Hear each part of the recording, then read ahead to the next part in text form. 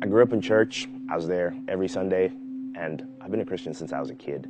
I grew up in church, and I got pieces of the gospel over 50 years. Oh, my 20-something years of going to church, I never remember hearing the word grace. I viewed God as somebody that I needed to make happy. He wasn't so concerned with me as a person as much as he was concerned with if I was being a good person or a bad person. I never really saw God's love as a unconditional, everlasting love. I always believed in God, but, I didn't think he believed in me. That wasn't good enough.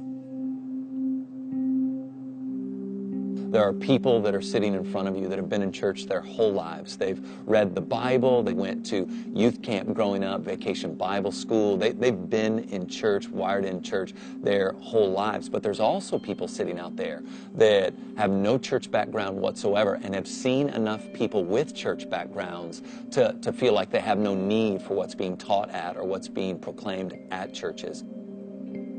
And one of the things we've learned is that you can grow up in church and be just as confused about what the gospel is or isn't as the person who has no church background and who has never been to church.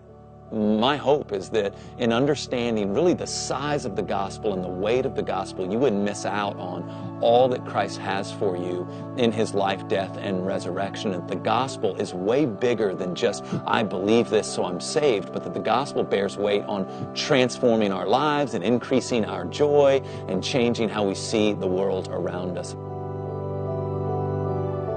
I don't know if it was a new message or it was a message I'd heard 1,000 times, but I just heard it. Now the gospel is not only something that has saved me, but is changing me as well.